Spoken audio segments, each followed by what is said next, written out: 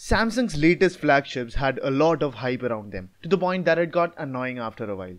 Well, the hype was real, and the S8 and S8 Plus turned out to be one of the most gorgeous devices ever. Samsung has really put in a lot of effort in making the devices look stunning. And looking at the numerous articles and videos about how great the design is, it's obvious that the S8 and S8 Plus are the best design phones ever, right?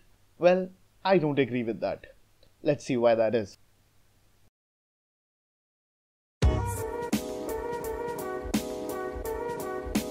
When you lay your eyes on the S8 for the first time, it's absolute bliss. Your eyes will thank you for looking at that beauty. The S8 looks like it came from another universe. The crazy thin bezels and the curved sides will leave you awestruck. Once you pick it up, you realize just how comfortable it is to hold. The glass from both sides just melt into the metal frame. You really have to hold it to understand this feeling.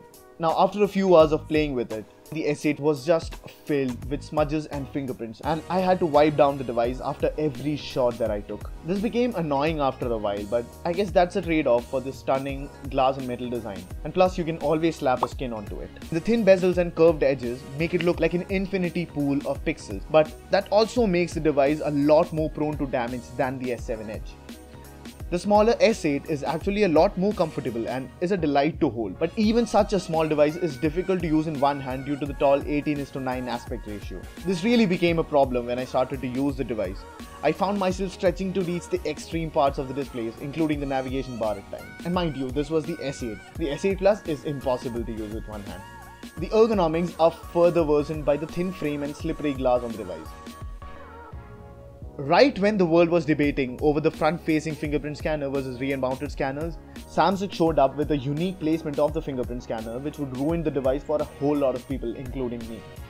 The already thin device is made ergonomically poorer by its fingerprint scanner placement. The scanner is positioned just perfectly for your fingers to stretch really hard. And now that I think about it, there couldn't have been a more uncomfortable position for the sensor because first, it's in the top half of the tall device, and second, it sits right next to the camera module so that your fingers can play the guessing game. In the end, you'll need to wipe the camera lens every time you want to take a photo because of all the smudges and fingerprints it collects. The purpose of having a large screen to body ratio was to have a big display that could be used with one hand, but the future-proof aspect ratio of 18:9 and a thin frame make it a two-handed device by design. I really liked the S8's design, but crowning it as a design king is a long shot. A good design when it comes to consumer products doesn't only stop at aesthetics. Yes, if considering aesthetics, no one stands a chance against the Galaxy flagships. But when it comes to ergonomics and the ease of use, the S8 and S8 Plus fall far behind. Samsung has always been notorious for stuffing way too many features into their devices, and as it turns out, majority of their users end up not even using most of them. Samsung flagships always hosted such a mess of features, but with the S8, it's a whole another level. Before we go ahead, this video is purely based on the hardware design and the software will be a whole another video in itself. Comment down if you want to see that. So Samsung offers 3 biometric unlocking methods out of the box. First is the fingerprint scanner. I think I've already talked enough about how good it is. The second is the famous iris scanner. Well, in my limited usage, the device failed to unlock in unnatural lighting and at various angles. And it's very unlikely that I take my device into good lighting and at certain angles every time I want to unlock my phone. The last one is face unlock.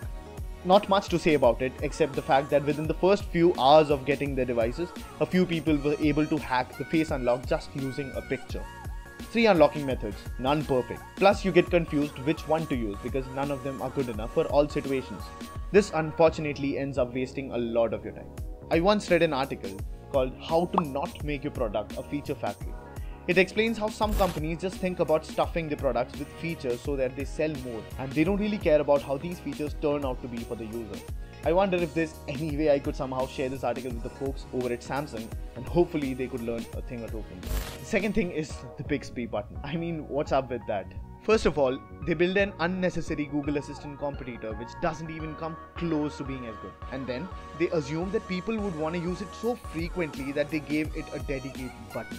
The cherry on the cake was when they hardwired the button so that it could not be programmed to anything else. Samsung is really playing with a lot of emotions here. That button could have been anything.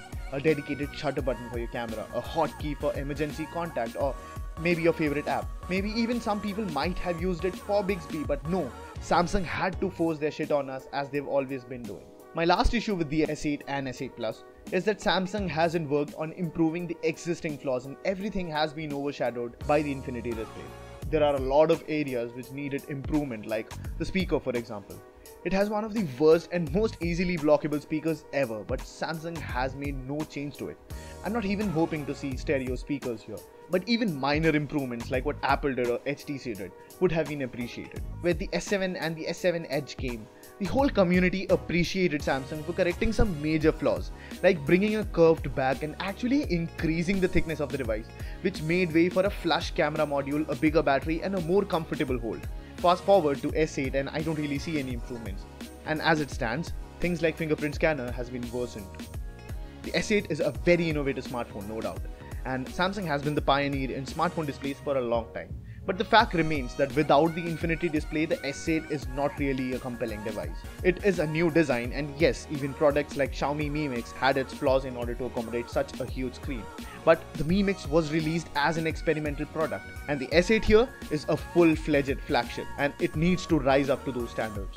Samsung is really pushing the envelope when it comes to innovation, but that does not give them the license to not care about other basic things. What I feel is Samsung really needs to put user experience as top priority and not focus on flashy features to increase sales.